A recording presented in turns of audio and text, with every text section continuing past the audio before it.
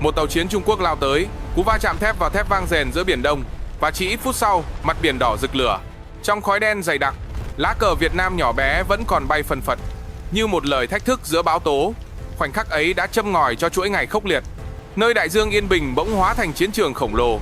Hôm nay chúng ta sẽ cùng nhau bước vào kịch bản quân sự đầy nghẹt thở. Từ lúc tàu Việt Nam bị đâm chìm, đến khi hạm đội Mỹ nhập cuộc trừng phạt, kéo cả khu vực vào vòng xoáy chưa từng có. Đây không chỉ là câu chuyện về súng đạn, radar hay tên lửa, mà còn là câu hỏi về bản lĩnh, về sự kiên cường để bảo vệ từng tấc biển quê hương. Và để không bỏ lỡ bất kỳ diễn biến nào, hãy nhớ bấm like, đăng ký kênh và để lại bình luận phía dưới. Bởi chính sự đồng hành của bạn là động lực lớn nhất để tôi tiếp tục kể lại những hành trình căng thẳng và dữ dội nhất của thế giới quân sự. Giờ thì chúng ta cùng bước vào diễn biến chính thôi nào. 6 giờ sáng, mặt biển Đông lặng như tờ. Nước xanh trong, sóng chỉ nhấp nhô nhẹ nhàng như hơi thở. Trên bung tàu hộ vệ HQ-11 Đinh Tiên Hoàng của Việt Nam, vài thủy thủ đứng gác, mắt hướng về đường chân trời. Họ đã quen với nhịp tuần tra kéo dài nhiều ngày, quen cả cái cảm giác chỉ có tiếng động cơ và tiếng sóng vỗ vào mạn tàu. Không ai nghĩ rằng một ngày yên bình như thế lại trở thành bước ngoặt của cả khu vực. Từ phía xa, một đốm sáng nhỏ dần hiện trên màn hình radar. Khoảng cách 150 hải lý, tín hiệu mạnh lên theo từng phút. Trên bung, Trung úy Minh, sĩ quan trực radar, cau mày. Một tàu lạ đang tiến lại, tốc độ cao. Lệnh phát tín hiệu nhận dạng được phát ra ngay. Đèn tín hiệu chớp liên tục trên nền trời sáng nhạt, sóng vô tuyến được gửi đi. Nhưng đáp lại chỉ là khoảng lặng, không một phản hồi. Khi tín hiệu còn cách 50 hải lý, hình dáng con tàu lộ rõ. Đó là một khu trục hạm Trung Quốc, lớp Type 52D, số hiệu 174. Con tàu khổng lồ màu xám thép rẽ nước, động cơ gầm rú như một con thú đang lao tới. Trung úy Minh báo cáo gấp. Khoảng cách thu hẹp nhanh, họ không đổi hướng. Toàn bộ ung tàu Việt Nam dồn ánh mắt về phía trước. 30 hải lý, 20 hải lý. Tàu Trung Quốc vẫn giữ tốc độ 30 hải lý một giờ, không hề giảm. Thuyền trưởng Việt Nam ra lệnh một lần nữa phát tín hiệu cảnh báo. Cả bằng đèn và vô tuyến vẫn không có hồi đáp. Căng thẳng trên bung tàu dâng lên, tim mọi người đập gấp. Không ai tin nổi một tàu chiến cỡ lớn lại thản nhiên lao thẳng về phía tin mình như thế. Chỉ trong vòng 10 phút, khoảng cách rút xuống còn 2 hải lý. Những thủy thủ trẻ nắm chặt lan can, mồ hôi dịn trên trán. Một vài người vô thức lùi lại vài bước khi nhìn thấy mũi tàu thép khổng lồ đang rẽ sóng lao tới. Ánh mặt trời chiếu xuống, phản quang trên lớp vỏ kim loại tạo thành vệt sáng chói mắt. Một khoảnh khắc dài vô tận trước khi cơn ác mộng ập đến. Tiếng va đập vang lên chát chúa như sấm nổ. Kim loại nghiền vào kim loại, âm thanh rợn người xé toạc không khí buổi sáng. Mũi tàu Type 52D đâm thẳng vào mạn trái HQ-11. Thân tàu Việt Nam rung lên dữ dội, thép gãy kêu răng rắc, từng mảnh vỡ bắn tung ra biển. Một cú va chạm duy nhất nhưng đủ sức làm con tàu nặng hơn 2.000 tấn nghiêng hẳn sang một bên. Nước biển tràn vào khoang hạ, còi báo động rú lên. Thủy thủ trưởng hét lớn: "Khóa van, giữ thăng bằng tàu!" Nhưng dòng nước lạnh ngắt cứ dồn dập ùa vào. Trong bóng tối của khoang máy, ánh đèn nhấp nháy đỏ rực, hơi nóng và khói dầu trộn lẫn. Các kỹ sư loạng choạng cố gắng giữ máy bơm hoạt động, tay run lên vì cú sốc quá bất ngờ. Trên bung, vài thủy thủ bị hất văng xuống biển. Những tiếng kêu cứu hỏa lẫn tiếng sóng dữ. Dây cứu sinh được ném ra, người còn lại nắm chặt lan can kéo đồng đội trở lại. Gương mặt họ tái nhợt, mắt mở to, không tin nổi điều đang xảy ra. Chỉ vài phút trước, họ còn nói cười. Giờ thì mọi thứ biến thành cơn ác mộng. Thép và nước. Một camera thương mại của vệ tinh quốc tế vô tình ghi lại toàn bộ sự việc. Hình ảnh được công bố chỉ vài giờ sau. Con tàu, khu trục Trung Quốc, nghiêng mũi lao thẳng vào tàu Việt Nam. Mảnh thép cong vênh hẳn rõ vệt đâm. Tọa độ được xác định: vùng biển quốc tế cách đường cơ sở Trung Quốc gần 100 hải lý. Cả thế giới nhìn thấy bức ảnh ấy và chấn động. Tin lan nhanh như lửa gặp gió. Diễn đàn quân sự, mạng xã hội, báo chí quốc tế đồng loạt đưa tin. Tại Hà Nội, phát ngôn viên Bộ Ngoại giao Việt Nam chỉ nói ngắn gọn: "Chúng tôi yêu cầu làm rõ sự thật và bảo đảm an toàn cho lực lượng Việt Nam trên mọi vùng biển quốc tế." Trong khi đó, Bắc Kinh đưa ra một thông cáo vỏn vẹn vài dòng: tàu Việt Nam đã xâm phạm vùng biển thuộc chủ quyền Trung Quốc, không có thương vong, không lời xin lỗi, không nhắc cứu hộ. Câu trả lời lạnh lùng ấy như giọt dầu đổ vào đống lửa. Chỉ một cú va chạm, nhưng hậu quả lại vượt xa sức tưởng tượng. Một tàu hộ vệ Việt Nam bị đâm hỏng, vài thủy thủ mất tích, và cả khu vực bắt đầu rung chuyển bởi những âm thanh của một cuộc khủng hoảng đang trực bùng nổ. Chỉ vài giờ sau vụ va chạm, hình ảnh vệ tinh lan khắp thế giới. Tấm ảnh chụp rõ mũi tàu khu trục Trung Quốc găm thẳng vào mạn trái tàu hộ vệ Việt Nam. Những mảnh thép cong vênh như bằng chứng không thể chối cãi. Các hãng tin quốc tế từ Washington, Tokyo cho tới Paris đồng loạt chạy dòng tít nóng. Mạng xã hội bùng lên với hàng triệu lượt chia sẻ. Câu hỏi duy nhất vang lên khắp nơi: ai sẽ chịu trách nhiệm cho cú va chạm chết người ấy? Tại Hà Nội, Bộ Ngoại giao Việt Nam ra thông cáo yêu cầu điều tra minh bạch và bảo đảm an toàn tuyệt đối cho lực lượng Việt Nam khi hoạt động trên vùng biển quốc tế. Giọng phát ngôn viên chắc mịch nhưng ngắn gọn, phản ánh sự kiềm chế trong một tình thế đầy căng thẳng. Trong khi đó, Trung Quốc phát đi một tuyên bố vỏn vẹn vài dòng, cáo buộc tàu Việt Nam xâm phạm vùng biển chủ quyền và nhấn mạnh không có thương vong, không một lời xin lỗi, không một động thái cứu hộ. Sự lạnh lùng ấy giống như mồi lửa, đổ thêm dầu vào ngọn sóng phẫn nộ đang lan khắp châu Á. Tại Washington, Nhà Trắng triệu tập họp khẩn trong đêm. Bản tin phát sóng sau đó khiến cả khu vực rúng động. Tổng thống Mỹ khẳng định, bất kỳ hành động nào gây hấn với Việt Nam, một đối tác chiến lược của Hoa Kỳ, sẽ phải trả giá. Chỉ vài câu ngắn gọn, nhưng thế giới hiểu Mỹ đã bước vào cuộc chơi. Lầu Năm Góc ngay lập tức ra lệnh cho hạm đội Thái Bình Dương triển khai. Nhóm tác chiến tàu sân bay USS Ronald Reagan đang neo tại Yokosuka, Nhật Bản, được lệnh khởi hành về phía Nam. Cùng đi là tuần dương hạm Ticonderoga và 2 khu trục Arleigh. Tiếng còi báo động vang lên trên bung, hàng nghìn thủy thủ lao vào vị trí. Đèn chiếu sáng rực cả cảng biển Nhật giữa đêm tối, đánh dấu khởi đầu cho một cuộc cơ động quy mô khổng lồ. Tại Liên Hợp Quốc, các phái đoàn yêu cầu mở phiên họp khẩn cấp. Đại sứ một số nước kêu gọi kiềm chế, nhưng hình ảnh con tàu bị đâm chiếu đi chiếu lại trên màn hình lớn đã khiến không khí hội trường nặng như chì. Các chuyên gia quốc tế nhận định, nếu Mỹ thực sự can thiệp quân sự, Biển Đông có nguy cơ trở thành điểm nóng lớn nhất kể từ sau chiến tranh lạnh. Cùng lúc ấy, báo chí Nhật và Hàn liên tục cập nhật tin tức. Một số nhà phân tích còn đưa ra dự đoán lạnh người. Nếu các bên không kiểm soát tình hình chỉ trong vòng 72 giờ, một cuộc xung đột toàn diện giữa hai siêu cường là điều không tránh khỏi. Trong bóng tối của những đường chân trời xa xăm, tiếng động cơ của nhóm tác chiến USS Ronald Reagan bắt đầu rền vang. Những con tàu khổng lồ rẽ sóng lao về phía Nam, hướng thẳng tới Biển Đông. Thế giới nín thở, bởi ai cũng hiểu, khi nước Mỹ đã nhập cuộc, thì khủng hoảng này sẽ không dừng lại ở một cú va chạm trên biển nữa. Sáng hôm sau, Biển Đông không còn là mặt nước yên bình. Cả vùng biển rộng lớn nhanh chóng biến thành một bàn cờ khổng lồ. Trên bản đồ tác chiến điện tử, hàng chục đốm sáng di chuyển từ hai hướng đối nghịch. Một bên là nhóm tác chiến tàu sân bay USS Ronald Reagan, được hộ tống bởi tuần dương hạm Ticonderoga và 2 khu trục Arleigh. Bên kia, hạm đội Trung Quốc xuất phát từ đảo Hải Nam, gồm 2 tàu khu trục Type 55 lớp siêu lớn, 4 khu trục Type 52D và ít nhất 6 tàu hộ vệ Type 54A. Theo dữ liệu vệ tinh, khoảng cách giữa hai hạm đội chỉ còn dưới 300 hải lý, tốc độ di chuyển trung bình 30 hải lý một giờ.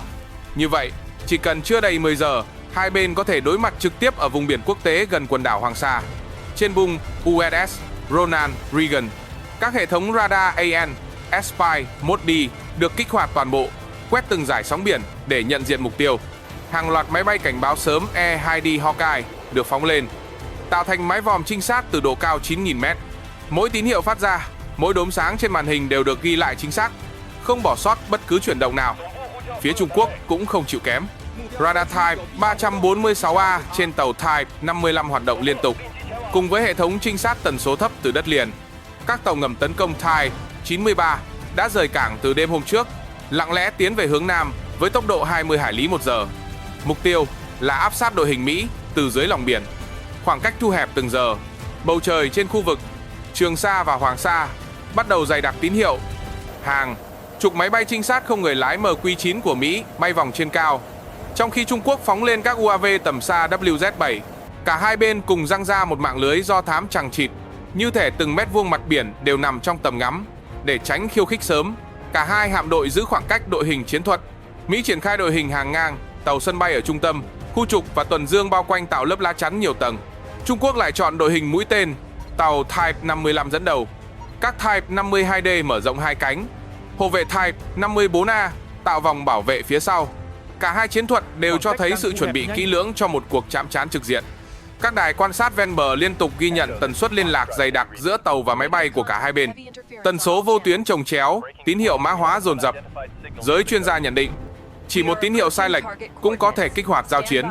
Trong bầu không khí nặng như chì ấy, mọi thủy thủ đều hiểu rằng từng con số hải lý không chỉ là khoảng cách trên biển, mà còn là ranh giới giữa căng thẳng và chiến tranh. Biển Đông đang bị chia đôi bởi hai đội hình thép khổng lồ, sẵn sàng đối đầu. Chỉ còn chờ một mệnh lệnh cuối cùng, và bàn cờ sẽ nổ tung. 11 giờ 30 phút trưa, mặt biển xanh thẳm phía nam Hoàng Sa bỗng rùng mình. Tín hiệu radar của tàu Mỹ ghi nhận đội hình tiêm kích Trung Quốc đang rời căn cứ Hải Nam, tốc độ hơn 1.000 km/h, số lượng 12 chiếc J-16 và 6 chiếc J-20. Đường bay thẳng xuống phía nam, hướng trực tiếp tới khu vực nhóm tác chiến Ronald Reagan. Không chờ đợi, tháp chỉ huy trên tàu sân bay Mỹ phát lệnh xuất kích. Tiếng động cơ F-35C rít lên, 6 chiếc lao khỏi bung trong chưa đầy 1 phút. Ngay sau đó, 8 chiếc FA-18EF lần lượt cất cánh, vạch những vệt khói trắng ngoằn ngoèo trên nền trời. Bầu không khí vốn căng như dây đàn giờ biến thành tiếng gầm rú liên hồi của thép và lửa. Độ cao 3.000 m, hai đội hình áp sát. Tiếng cảnh báo vang lên liên tục trong buồng lái. Màn hình radar của phi công Mỹ chi chít chấm đỏ. Mỗi chấm là một tiêm kích đối phương đang tiến gần từng giây. Tầm bắn tên lửa chỉ còn chưa đầy 30 km. Khoảnh khắc đầu tiên đến ở 11 giờ 42 phút, một chiếc J-16 bật hệ thống khóa mục tiêu, tên lửa đối không lao vút ra, xé ngang bầu trời, để lại quầng lửa dài phía sau. Phi công Mỹ lập tức thả mồi bẫy hồng ngoại, quầng sáng trắng rực rỡ tỏa ra, kéo quả tên lửa chệch hướng, nổ tung thành một đám khói đen dày đặc. Phản công ngay tức khắc, F-35C khóa mục tiêu, bắn liền 2 quả AIM-120. Đường sáng trắng vạch ngang không trung, lao thẳng vào cặp J-16. Một chiếc kịp cơ động thoát hiểm, nhưng chiếc còn lại không may mắn. Quả đạn chạm thân, quả cầu lửa bùng lên, mảnh kim, loại cháy đỏ rơi như mưa xuống biển. Trận không chiến chính thức mở màn. Tên lửa nối tên lửa, pháo 20 ly gầm lên liên tiếp, không trung biến thành một tấm lưới ánh sáng, đan chằng chịt những vệt trắng, vệt đỏ.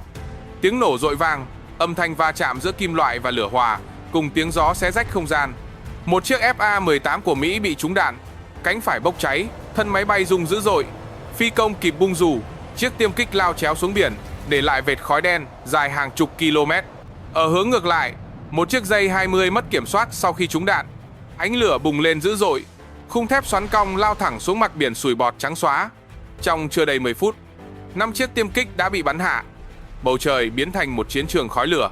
Những chiếc F-35C với khả năng tàng hình tiếp tục lao sâu vào đội hình Trung Quốc, đánh cắt chia nhỏ từng tốp đối phương. Trong khi đó, J-20 tận dụng tốc độ siêu hành trình, vòng lên cao, tìm cách khóa mục tiêu từ trên xuống. Tiếng la hét trong bộ đàm dồn dập. Phi công gọi nhau điều chỉnh vị trí, kẻ hô cảnh báo, người kêu cứu. Màn hình radar chớp liên tục, tín hiệu kẻ thù xuất hiện rồi biến mất, khiến bầu không khí trong buồng lái đặc quánh căng thẳng. Dưới mặt biển, hàng nghìn thủy thủ ngẩng lên nhìn, thấy những đốm sáng lao vun vút, nghe tiếng nổ vang vọng xuống mặt nước. Có lúc tưởng như cả bầu trời sụp xuống bởi những luồng lửa rực đỏ. Đỉnh điểm diễn ra lúc 12 giờ đúng. Một loạt J-16 phóng cùng lúc 6 quả tên lửa đối không tạo thành màn mưa, lửa quét ngang không trung. Bên phía Mỹ, hệ thống cảnh báo kêu inh ỏi. Phi công cơ động hết cỡ, từng chiếc lượn gấp góc, kéo căng toàn bộ thân máy bay. 2 quả bị bẫy nhiệt đánh lạc, nhưng 4 quả còn lại vẫn lao sát. Một chiếc FA-18 không kịp thoát, trúng thẳng vào khoang nhiên liệu. Vụ nổ rực sáng, cột khói lửa đỏ rực bùng lên giữa tầng mây. Những phút tiếp theo, cả hai bên đều tổn thất. Ít nhất 7 chiếc tiêm kích rơi xuống biển, trong đó có 3 của Mỹ và 4 của Trung Quốc. Mặt biển loang loáng dầu, khói đen trôi lả lả, phản chiếu ánh nắng trưa gắt, tạo thành khung cảnh vừa dữ dội vừa ám ảnh. Chỉ trong vòng 30 phút, bầu trời phía nam Hoàng Sa biến thành bức tường khói và lửa. Từng quả tên lửa lao đi như những mũi tên định mệnh, từng chiếc tiêm kích rơi xuống như những ngôi sao xấu bị xé toạc khỏi bầu trời. Trận không chiến mở màn đã cho thấy khi hai siêu cường đối mặt, không một mét không gian nào còn an toàn. 12 giờ 15 phút, khi những vệt khói từ không chiến vẫn còn loang lổ trên nền trời, cú đánh trực diện từ mặt biển chính thức bắt đầu. Trên bùng khu trục hạm Trung Quốc Type 55, hàng loạt ống phóng mở nắp, tên lửa chống hạm YJ-18 lao vút lên, để lại những vệt khói trắng dài như lưỡi dao rạch ngang không gian. Trong vòng chưa đầy 1 phút, 16 quả tên lửa đã được phóng ra, tất cả cùng lao thẳng về đội hình nhóm tác chiến Mỹ. Từ phía Mỹ, tiếng còi báo động vang rền. Khu trục hạm Alibert bật toàn bộ hệ thống phòng thủ Aegis. Trên màn hình radar, chấm đỏ dày đặc lao đến với tốc độ gần 1.000 km/h. Lệnh khai hỏa ngay lập tức phát ra. Hệ thống phóng thẳng đứng MK-41 mở toang.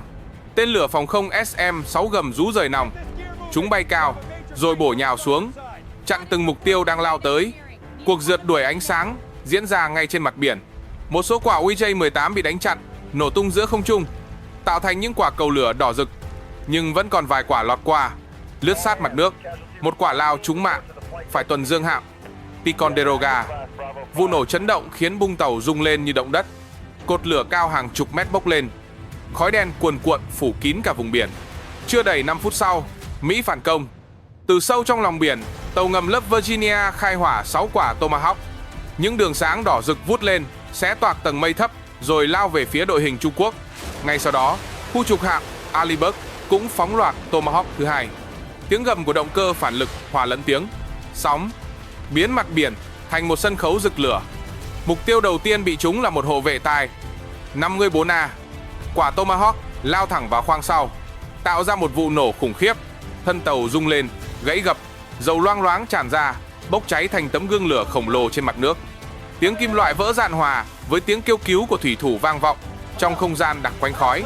Ở phía xa, một quả Tomahawk khác xuyên qua bung tàu Type 52D, phát nổ ngay khoang radar chính. Ngọn lửa bùng lên dữ dội, các mảnh vỡ bắn tung tóe, rơi lả tả xuống mặt biển. Trong vài phút ngắn ngủi, ít nhất 3 tàu Trung Quốc đã bị đánh trúng, trong đó có một chiếc bốc cháy không thể cứu vãn. Khung cảnh lúc này như địa ngục mở cửa, biển không còn màu xanh, mà biến thành một biển lửa khổng lồ.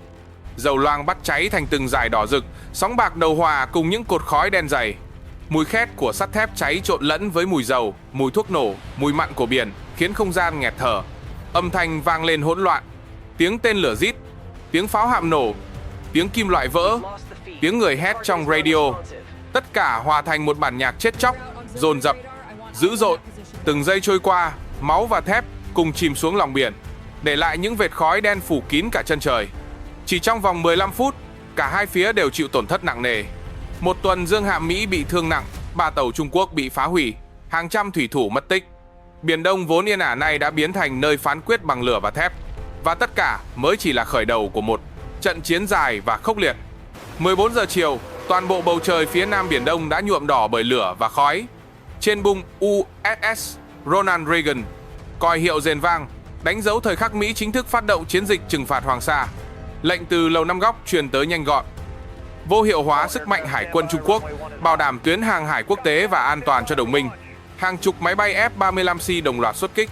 Cánh gấp mở ra sáng loáng dưới ánh nắng gắt. Tiếng động cơ phản lực gầm rú, từng chiếc lao vút khỏi bung tàu, để lại những vệt khói trắng dài như những mũi tên chọc thẳng vào tầng mây. Trên cao, máy bay cảnh báo sớm E-2D tiếp tục quét sóng radar, dựng thành bức tường điện tử bao phủ cả vùng trời. Dưới mặt biển, 2 tàu ngầm lớp Virginia khai hỏa loạt Tomahawk thứ hai.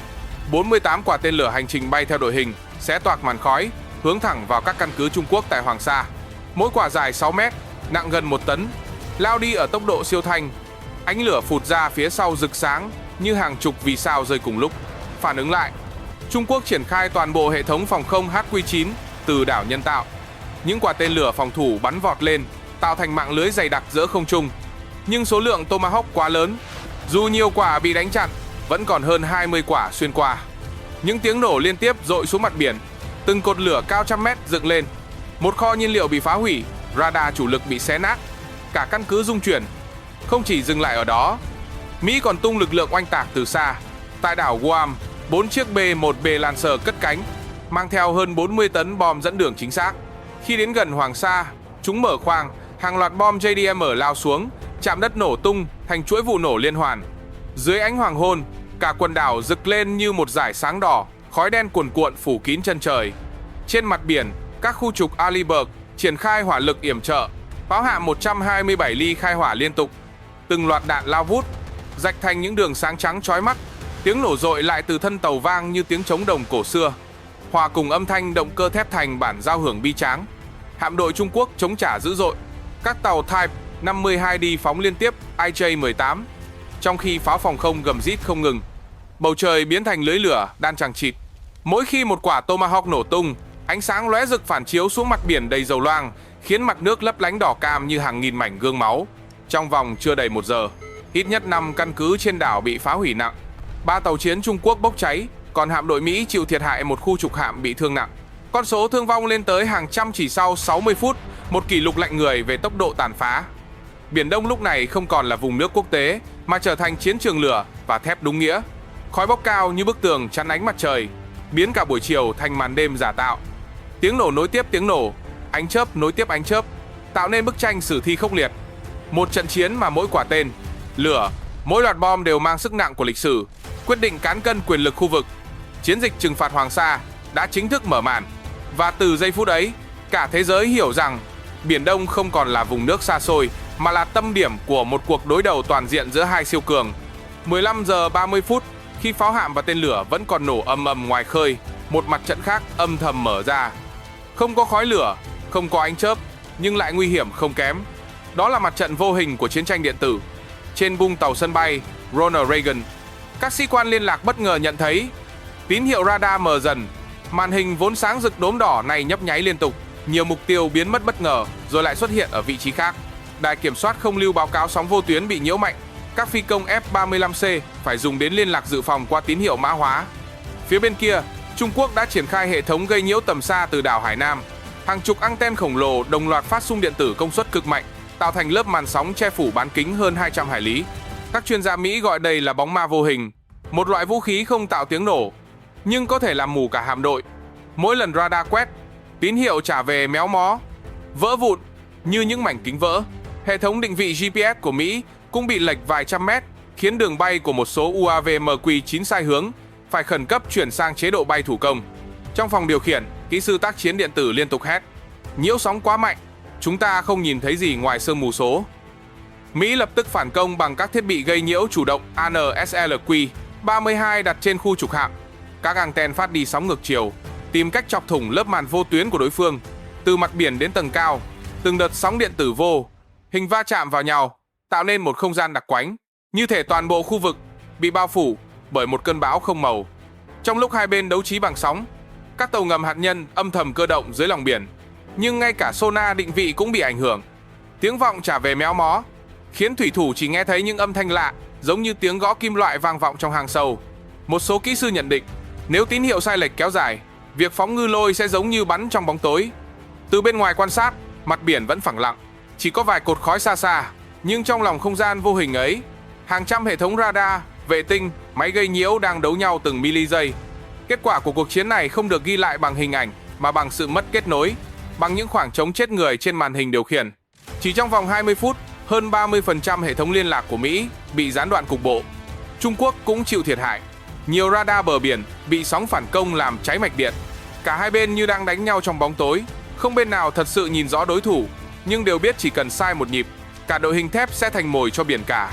Trong không gian vô hình ấy, chiến tranh công nghệ hiện đại bộc lộ bộ mặt lạnh lùng. Không còn tiếng gầm của động cơ, không còn ánh sáng của lửa đạn, chỉ còn những dòng sóng điện tử vô thanh nhưng đủ sức xoay chuyển cả cục diện. Biển Đông khi ấy như bị phủ kín bởi một lớp bóng ma, âm thầm siết chặt mọi con tàu đang trôi nổi giữa đại dương mênh mông. 16 giờ, mặt biển phía nam Hoàng Sa bùng nổ như một ngọn núi lửa khổng lồ. Sau nhiều giờ đấu súng, cả hai bên đều đã tung hết quân bài. Lúc này, không còn chần chừ, hạm đội Mỹ và Trung Quốc đồng loạt mở trận hải chiến toàn diện. Từ tàu sân bay Ronald Reagan, hàng chục chiếc F-35C và FA-18EF lại cất cánh. Tiếng động cơ phản lực gầm lên, mặt biển rung bần bật. Trên bung, thủy thủ chạy dọc theo hàng rào an toàn, ánh mắt căng thẳng. Họ biết mỗi lần một máy bay lao khỏi bung là một lần thách thức sinh tử. Phía Trung Quốc, hai chiếc khu trục Type 55 đồng loạt phóng pháo hạm cỡ 130 ly. Từng loạt đạn gầm rít lao cắt ngang mặt nước, tạo thành những cột nước cao hàng chục mét. Cùng lúc, pháo tầm gần CIWS 30 ly xoay tròn, phun ra chuỗi đạn sáng lóa tựa như những tia chớp nhân tạo. Mỹ đáp trả bằng hỏa lực Tomahawk từ cả mặt biển lẫn tàu ngầm. Mỗi quả tên lửa lao đi, để lại vệt khói trắng, xé toạc không trung. Một quả xuyên thẳng mạn tàu hộ vệ Type 54A, tạo ra vụ nổ lớn, ngọn lửa bùng lên đỏ rực. Thủy thủ trên bung nhảy xuống biển trong tiếng kêu cứu. Áo phao sáng lập lòe giữa làn sóng đang nhuộm đỏ dầu loang. Trên trời, không chiến bùng nổ trở lại. F-35C đối đầu trực diện với dây 20, còn FA-18 giao chiến cùng dây 16. Tên lửa đối không AM-120 lao vút, để lại vệt khói xoắn ốc, bùng nổ ngay sau đuôi một chiếc dây 16. Phi công kịp bung rủ, thân máy bay xoắn cong rồi lao xuống biển. Ngược lại, một chiếc dây 20 bám đuổi F-35 phóng đạn PL-15. Quả đạn trúng thẳng cánh phải, biến chiếc tiêm kích Mỹ thành cầu lửa giữa trời. Dưới mặt nước, 3 tàu ngầm hạt nhân Virginia và 2 tàu ngầm Trung Quốc Type 90, 3 đối đầu căng thẳng. Sonar vang vọng những âm thanh méo mó. Ngư lôi được phóng đi. Một quả ngư lôi Mỹ trúng đuôi tàu ngầm Type 93, khiến nó vỡ tung trong cột nước cao ngất. Nhưng ngay sau đó, một quả ngư lôi Trung Quốc đánh trúng khoang mũi một tàu ngầm Virginia, Thân thép dày hàng chục cm cũng không chịu nổi, nổ tung. Cả con tàu biến mất trong vòng chưa đầy 1 phút. Âm thanh lúc này không còn tách bạch. Tiếng gầm động cơ hòa cùng tiếng nổ, tiếng thép vỡ hòa vào tiếng sóng. Mặt biển bị xé nát, những cột khói và cột nước cao như tòa nhà dựng lên rồi lại sụp xuống. Khung cảnh như một cơn bão hỗn loạn, lửa và nước quấn chặt lấy nhau. Trong phòng chỉ huy trên Ronald Reagan, màn hình sáng nhấp nháy liên tục. Sĩ quan báo cáo mất liên lạc với 3 máy bay, một khu trục hạm bị thương nặng. Giọng người chỉ huy dứt khoát: tiếp tục phản công, không được để họ kiểm soát khu vực. Ở phía bên kia, chỉ huy Trung Quốc cũng hét qua hệ thống loa, giữ đội hình mũi tên, không lùi một bước. Khi đồng hồ chỉ 17 giờ, con số thương vong đã khiến cả thế giới rùng mình. 11 tàu chiến hai bên bị phá hủy hoặc chìm một phần, hơn 20 máy bay bị bắn hạ, dầu loang thành những vệt đen khổng lồ, bắt cháy thành biển lửa đỏ rực trải dài hàng chục km. Trên mặt nước, hàng trăm thủy thủ đang giằng co với sóng, ánh áo phao chập chờn trong làn khói. Thủy thủ Mỹ trên bung Arleigh vừa dập lửa vừa hò nhau nạp đạn. Một người bị thương vẫn cố bám lấy tay quay pháo, máu hòa vào nước mặn. Ở phía bên kia, lính Trung Quốc gào to khi ngọn lửa bùng lên ngay khoang đạn, nhưng vẫn lao vào đóng chặt cửa thép để ngăn vụ nổ lan rộng. Những khoảnh khắc sinh tử ấy biến trận hải chiến không chỉ là va chạm của máy móc, mà còn là cuộc thử thách ý chí con người. Đến 17 giờ 30 phút, bầu trời biến thành màu đỏ cam, phản chiếu khói và lửa trên mặt biển. Từ xa nhìn lại, toàn bộ khu vực như một vết sẹo cháy bỏng trải dài giữa đại dương.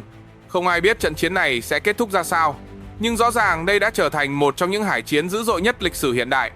18 giờ, hoàng hôn chưa kịp buông thì bầu trời Biển Đông đã biến thành màu đỏ rực bởi hỏa lực dồn dập. Hạm đội hai bên không còn giữ đội hình phòng thủ nữa, mà lao thẳng vào nhau như hai dòng thác thép. Những loạt pháo nặng trút xuống mặt nước, cột lửa nối cột lửa dựng lên cao hàng trăm mét. Sóng bạc đầu gầm rú phản chiếu ánh sáng đỏ rực như thể đại dương biến thành một tấm gương lửa khổng lồ. Phía Mỹ, tàu sân bay Ronald Reagan phóng tiếp đợt máy bay mới. Trên không, hơn 20 chiếc F-35C và FA-18 lao vun vút, tỏa thành từng cánh, chặn đường J-20 và J-16 của Trung Quốc. Mỗi cú khóa mục tiêu, mỗi tiếng rít của tên lửa đối không đều như mũi dao xuyên thẳng qua không gian. Chỉ trong vòng 10 phút, thêm 6 chiếc tiêm kích rơi xuống, để lại những quầng lửa sáng loáng giữa bầu trời đã đặc khói. Ở mặt biển, hai tàu khu trục Arleigh và một tuần dương hạm Ticonderoga cùng lúc khai hỏa hàng chục quả Tomahawk. Những đường sáng đỏ rực cắt ngang không trung, lao về phía các đảo nhân tạo. Cả bầu trời phía bắc Hoàng Sa rực lên như một trận mưa sao băng ngược chiều. Trong khi đó, pháo hạm 130 ly từ tàu Type 55 của Trung Quốc cũng dội xuống dữ dội. Nhiều quả đạn trúng sát mạn tàu Mỹ, cột nước bắn tung cao hàng chục mét, che khuất cả thân thép khổng lồ. Căng thẳng lên tới cực độ khi hệ thống phòng không trên cả hai bên bắt đầu quá tải. Radar chớp nháy liên tục, nhiều mục tiêu biến mất rồi lại hiện lên, khiến các sĩ quan không còn biết đâu là đạn thật, đâu là mồi bẫy điện tử. Một sĩ quan Mỹ thốt lên: "Chúng ta đang chiến đấu trong cơn bão thép." Và đúng như vậy, trên mặt biển giờ đây, thép, lửa, sóng và khói hòa thành một bản nhạc tận thế. Trong vòng 2 giờ, ít nhất 8 tàu chiến bị đánh chìm hoặc bỏ lại trên sóng. Một tàu khu trục Arleigh bị ngư lôi Trung Quốc xé đôi, thân thép khổng lồ từ từ chìm xuống, để lại hàng trăm thủy thủ vật lộn giữa biển đỏ. Phía bên kia, một Type 52D bị Tomahawk nổ tung ngay khoang đạn, ánh sáng lóe rực cả chân trời, khói đen cuộn cao như núi lửa. Trên sóng radio quốc tế, thông điệp cầu cứu vang lên dồn dập. Các tàu thương mại ngoài khu vực báo cáo nhìn thấy một bức tường lửa khổng lồ từ khoảng cách hơn 200 hải lý. Liên Hợp Quốc họp khẩn, Nhật Bản nâng mức cảnh báo toàn quốc. Còn ở Washington, Lầu Năm Góc mở phiên họp xuyên đêm. Nhưng giữa bàn cờ hỗn loạn ấy, chiến sự vẫn không dừng. Lúc 19 giờ, Trung Quốc tung thêm loạt tên lửa đạn đạo tầm trung DF-21 lao thẳng xuống vùng biển nơi nhóm tác chiến Mỹ đang cơ động. Hệ thống Aegis nổ súng chặn lại, nhưng vẫn có 3 quả lọt qua, rơi xuống cách Ronald Reagan chỉ hơn 10 hải lý. Mặt biển bốc lên những cột nước khổng lồ, thân tàu rung lắc dữ dội. Mỹ lập tức đáp trả. 2 máy bay B-1B từ Guam thả xuống hàng chục quả bom dẫn đường. Những chùm lửa đỏ bùng lên trên bung tàu Type 54A và cảng tiếp tế dã chiến mà Trung Quốc vừa dựng tạm. Dưới ánh trời nhá nhem, khói và lửa cuộn thành từng mảng lớn, che phủ toàn bộ chân trời. Khi kim đồng hồ điểm 20 giờ, Biển Đông không còn là biển nữa. Nó đã biến thành một chiến trường tận thế, nơi thép gãy vụn, dầu loang cháy đỏ, sóng vỗ như tiếng chống tang và khói đen kéo dài hàng trăm km. Một sai lầm nhỏ thôi có thể nhấn chìm thêm cả hạm đội. Cả thế giới lúc này nín thở bởi trận hải chiến đang leo thang thành một cơn bão thép thực sự và chưa có dấu hiệu dừng lại. 21 giờ, Biển Đông chìm trong bóng tối, nhưng ánh sáng không đến từ trăng sao, mà từ hàng trăm đám cháy đang rực lên khắp mặt biển. Nhiều khu vực vẫn đỏ rực như lò rèn khổng lồ, khói đen cuốn lấy chân trời. Cả một hạm đội bị xé nát chỉ trong vòng vài tiếng. Và đó là điều chưa từng có trong lịch sử hiện đại. Con số thống kê sơ bộ khiến cả thế giới lạnh người. Phía Mỹ mất ít nhất 4 tàu chiến, 22 máy bay, gần 800 binh sĩ thương vong và mất tích. Phía Trung Quốc chịu tổn thất nặng hơn. 7 tàu chiến bị đánh chìm, 5 căn cứ trên đảo bị phá hủy, gần 1.000 binh sĩ không trở về. Con số này chưa đầy đủ, nhưng cũng đủ để biến Biển Đông thành vùng biển chết. Trong các bản tin quốc tế, cụm từ được lặp đi lặp lại nhiều nhất là cán cân đã sụp đổ. Không còn khái niệm đối đầu cục bộ, mà đã chuyển sang chiến tranh quy mô khu vực. Mỗi hành động quân sự lúc này không chỉ là quyết định chiến thuật, mà còn mang tính chính trị toàn cầu. Washington phải đối mặt với câu hỏi, có nên tiếp tục dấn sâu hay dừng lại? Bắc Kinh cũng chịu áp lực khổng lồ khi những hình ảnh tàu bốc cháy, binh sĩ trôi dạt giữa biển lan rộng trên mạng xã hội, gây phẫn nộ và lo sợ ngay trong lòng người dân. Tại Liên Hợp Quốc, các phái đoàn họp khẩn. Nga giữ thái độ im lặng, nhưng nụ cười nhạt trên môi người phát ngôn lại làm dư luận càng thêm nghi ngờ. Nhật Bản nâng cấp độ phòng thủ toàn quốc, Philippines và Việt Nam đặt quân đội trong trạng thái sẵn sàng cao nhất. Biển Đông giờ không còn là điểm nóng khu vực, mà đã trở thành tâm chấn của toàn bộ trật tự quốc tế. Trang nghiêm mà nặng nề, những bản tin thời sự lúc này không còn gọi đây là một cuộc va chạm. Họ gọi thẳng bằng 3 chữ: chiến tranh khu vực. Và trong chiến tranh ấy, từng hạm đội, từng thành phố, từng con người đều trở thành con số lạnh lùng trên bảng thống kê toàn cầu. 22 giờ, mặt biển tưởng như yên lại, nhưng thực ra chỉ là sự lặng đi sau những cú đánh khủng khiếp. Trên đường chân trời, ánh lửa vẫn hắt lên từng chập, như những mạch máu đỏ đang rỉ ra từ thân đại dương. Dưới mặt nước, hàng chục xác tàu chiến vẫn còn bốc khói, lửa cháy lan trên vệt dầu loang, phản chiếu ánh sáng nhấp nháy như ngọn đèn ma quái.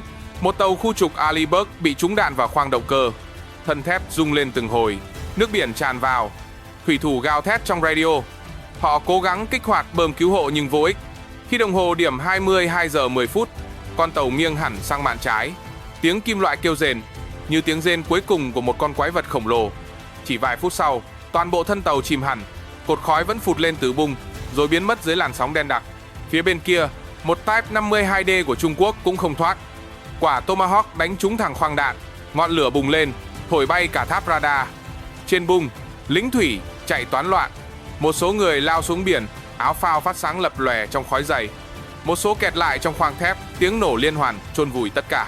Khi phần mũi tàu gãy lìa, cả con tàu gục xuống biển, tạo thành cột nước cao hàng chục mét, vùi theo hơn 200 sinh mạng. Giữa bãi chiến trường, cảnh tượng bi tráng cứ thế diễn ra. Trên mặt nước, hàng trăm binh sĩ đang chới với. Một số người bám vào mảnh gỗ, mảnh thép, ánh mắt hoảng loạn nhưng kiên cường. Những đèn cứu sinh màu đỏ, vàng nhấp nháy như những vì sao lạc trôi. Sóng bạc đầu đập vào thân xác tàu cháy đen, mang theo âm thanh vừa bi thương vừa ám ảnh. Trên bầu trời, những vụ nổ vẫn lóe lên. Mỗi quả tên lửa chạm mục tiêu là một vầng sáng đỏ bùng nổ, xé toạc mảng khói dày. Ánh sáng ấy chiếu xuống mặt biển, làm lấp lánh những giọt nước mặn dính đầy trên khuôn mặt binh sĩ. Với họ, mỗi luồng sáng rực đỏ không chỉ là lửa đạn, mà còn là hồi chuông báo rằng sự sống và cái chết chỉ cách nhau một hơi thở. Các phóng viên quốc tế mô tả cảnh tượng ấy như một nghĩa địa thép giữa đại dương. Con số ghi nhận đến cuối ngày: 15 tàu chiến chìm, gần 40 máy bay bị bắn hạ, hơn 2.000 binh sĩ mất tích hoặc thiệt mạng. Đó là những con số gây sốc, một vết sẹo chưa từng có trong lịch sử khu vực. Nhưng đằng sau những xác tàu, những vệt khói, cái còn đọng lại chính là sự thật lạnh lùng. Một hành động nhỏ, một cú va chạm đã biến thành cơn bão hủy diệt cuốn cả siêu cường vào vòng xoáy máu và lửa. Biển Đông đêm ấy không chỉ là nơi chứng kiến những con tàu chìm, mà còn là tấm gương soi lại sự kiêu ngạo và sai lầm của loài người. Khoảnh khắc những thân tàu biến mất dưới làn sóng, những người lính rơi xuống biển, ánh sáng bùng nổ rồi tắt lịm. Tất cả như một bản trường ca bi tráng, khắc lên mặt nước thông điệp cuối cùng rằng không có quốc gia nào đủ lớn để đứng trên công lý, và không có sức mạnh nào đủ bền nếu chỉ được xây bằng lửa và thép. 23 giờ, mặt biển phía nam Hoàng Sa đã trở thành tấm gương đen khổng lồ. Dầu loang phủ kín hàng trăm km vuông, những xác tàu thép trồi lên rồi chìm xuống, ánh lửa vẫn âm ỉ cháy trong bóng đêm. Biển Đông yên lặng hơn, nhưng đó không phải sự bình yên, mà là khoảng lặng trước một bước ngoặt lịch sử. Trong khi ngoài khơi còn khói lửa, tại New York, Hội đồng Bảo an Liên Hợp Quốc mở phiên họp khẩn cấp xuyên đêm. Trên màn hình lớn, những hình ảnh trực tiếp từ vệ tinh hiện ra rõ rệt. Từng con tàu bốc cháy, từng mảng khói cuộn cao như cột trời. Đại biểu các nước ngồi im phăng phắc, không khí nặng như chỉ. Một số người gọi đây là cuộc khủng hoảng quân sự lớn nhất ở châu Á kể từ sau Thế chiến thứ hai. Bản báo cáo sơ bộ khiến cả hội trường chết lặng. Hơn 20 tàu chiến hai bên bị phá hủy, gần 50 máy bay rơi xuống biển, hơn 3.000 binh sĩ thương vong hoặc mất tích chỉ trong chưa đầy 2 ngày. Những con số này không còn là thống kê quân sự, mà là lời cảnh báo lạnh lùng gửi tới toàn thế giới. Washington tuyên bố thẳng thừng, Hoa Kỳ sẽ tiếp tục bảo vệ tự do hàng hải và sự an toàn của đồng minh. Giọng người phát ngôn dứt khoát, không vòng vo. Bắc Kinh phản bác, cáo buộc Mỹ đã can thiệp thô bạo và tuyên bố sẽ không lùi bước. Hai bản tuyên bố như hai lưỡi gươm chĩa thẳng vào nhau, làm cả hội trường rùng mình. Trong căn phòng chỉ huy ở Hà Nội, các quan chức theo dõi từng diễn biến. Việt Nam không phát đi tuyên bố rầm rộ, chỉ một câu ngắn gọn được nhắc đi nhắc lại. Chúng tôi yêu cầu ông Lý cho những gì đã xảy ra trên vùng biển quốc tế. Chính câu nói ấy đã khiến nhiều quốc gia đồng loạt lên tiếng ủng hộ, đặt nền móng cho một mặt trận ngoại giao rộng lớn. Tại Tokyo, báo động quốc gia được nâng lên mức cao nhất. Philippines triệu tập Hội đồng An ninh khẩn, Nga giữ thái độ ai em lặng. Nhưng các chuyên gia đều nhận thấy dấu ấn kỹ thuật của họ trong chiến dịch gây nhiễu. Cả thế giới hiểu rằng sau trận hải chiến này, trật tự Đông Á đã bị xé toạc và sẽ phải được sắp lại bằng máu, mồ hôi và cả những cuộc mặc cả trên bàn hội nghị, trang nghiêm và dứt khoát. Những dòng chữ cuối cùng trong bản tin quốc tế chạy chậm. Biển Đông không còn là điểm nóng khu vực. Nó đã trở thành tâm chấn của sự thay đổi trật tự toàn cầu. Và khi khói lửa dần tan, điều còn sót lại không phải là ai thắng ai thua, mà là một lời cảnh báo. Chỉ một sai lầm nhỏ cũng đủ kéo cả thế giới vào bờ vực. Trận chiến khép lại, nhưng tiếng vọng của nó vẫn còn, như tối hậu thư vang dội trong lòng đại dương. Công lý không đến từ nòng pháo, mà từ sự dũng cảm đối diện với sự thật. Chúng ta đã cùng nhau đi qua một hành trình đầy khói lửa. Từ những loạt tên lửa đầu tiên cho đến lúc lá cờ cháy dở chìm xuống mặt biển.